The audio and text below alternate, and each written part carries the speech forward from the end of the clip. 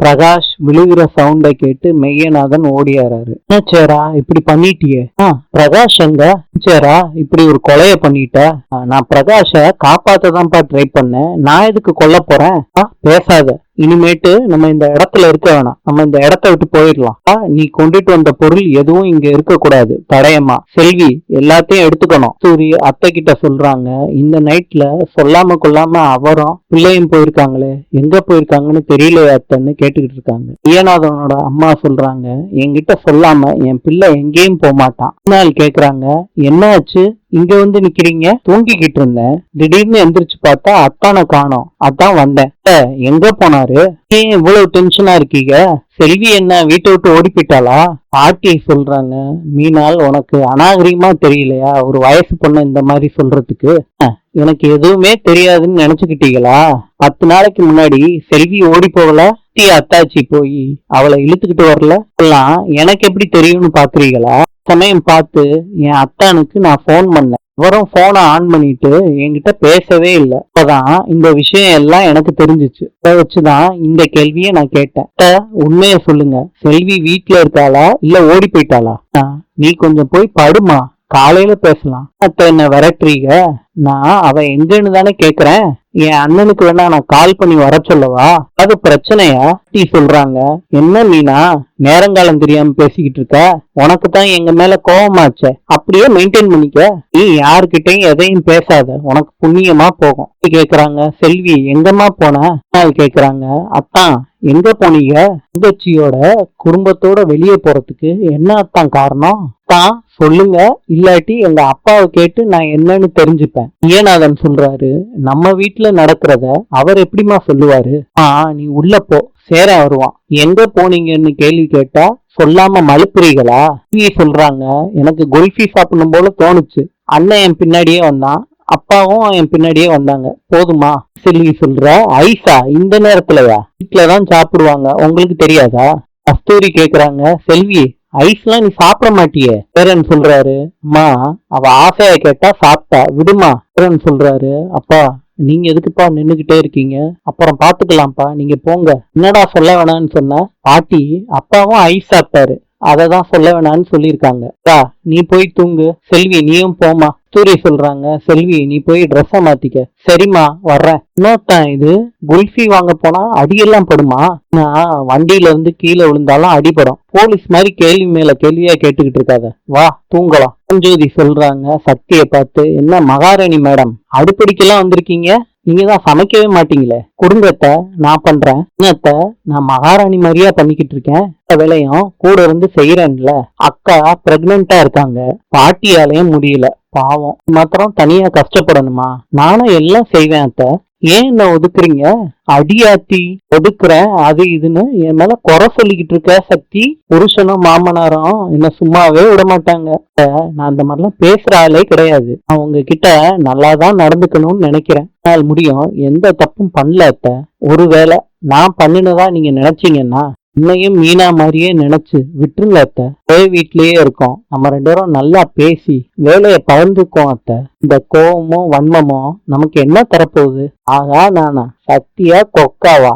என்ன உபதேசம்? ஸ்கூலுக்கு ஓனர் ஆயிட்டல்ல, அதுக்கு உன் வீட்டு படியேறி மாமனார் கூட்டிட்டு வந்துட்டார்ல, திமிரு உன் கண்ணுல நல்லா தெரியுது. ஐயோ ஐயோ, இத்தனை வருஷமா இந்த வீட்டுல உழைச்சு கொட்டிக்கிட்டு இருக்கேன், எனக்குன்னு ஒண்ணுமே கிடையாது.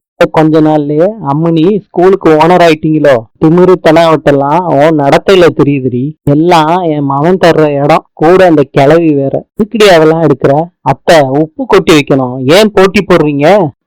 நான் சொன்னதுதான். நீ சமயக்கட்டு பக்கம் வராத. சமயக்கட்டு ஏன் ராஜ்யம், நான் சொல்றதுதான் சட்டம். கொடுத்துட்டு கிளம்புடி.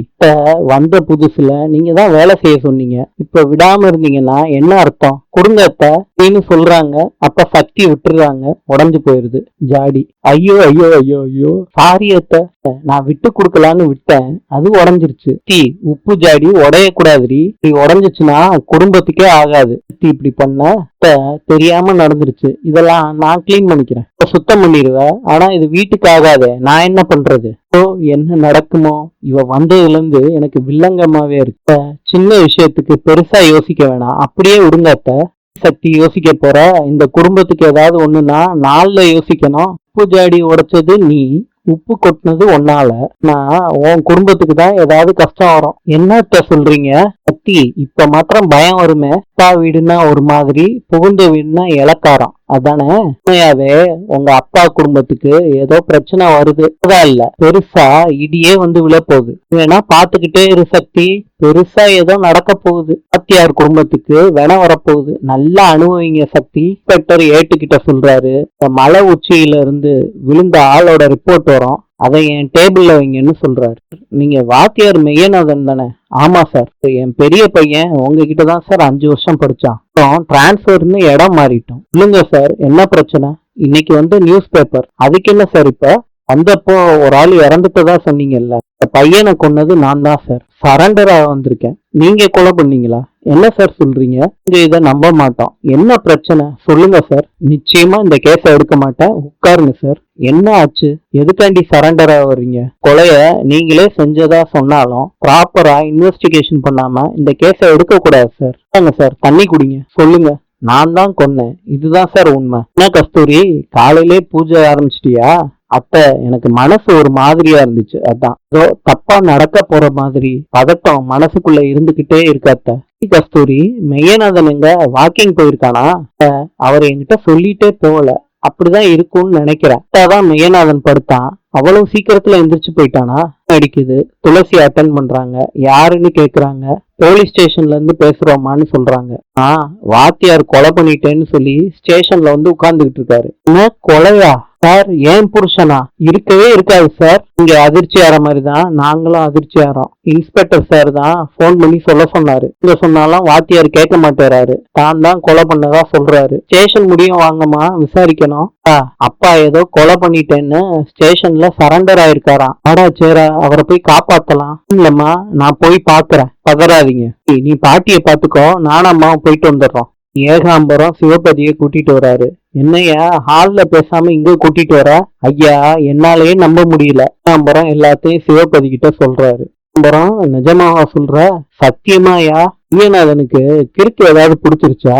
நான் அரசியல்ல சேர போறேன்னு அவன் ஏதோ பண்றாயா? காட்டு தீ மாதிரி பரவிருச்சு. சிவபதி ஐயாவோட சம்பந்தி ஜெயிலுக்கு போறாருன்னு எல்லாருக்கும் தெரிய போகுது.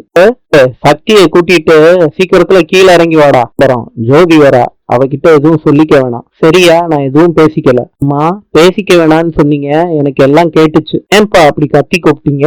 ஏகாம்பரம் சொல்றாரு, வேலு தம்பி, நீங்க வண்டியில இருங்க. ஜோதி சொல்றாங்க, அப்பா சொன்னா ஏதாவது காரணம் இருக்குண்டா, போய் ஏறு. இதுவும் சக்தியும் போறாங்க திரௌபதி கூட. யாரும் வண்டியில போயிட்டாங்க. அப்ப பரஞ்சோதி சொல்றாங்க, எனக்கு தெரியாம ஏதோ ஒண்ணு பண்றாங்க. கண்டிப்பா அந்த வாத்தி குடும்பத்துலதான் பிரச்சனை. கண்டுபிடிக்கிறேன். மலருமா? நாளை பார்க்கலாம். இன்று அர்ஜென்டினாவின் நாணயம் பிசோ. நாளை சந்திப்போம்.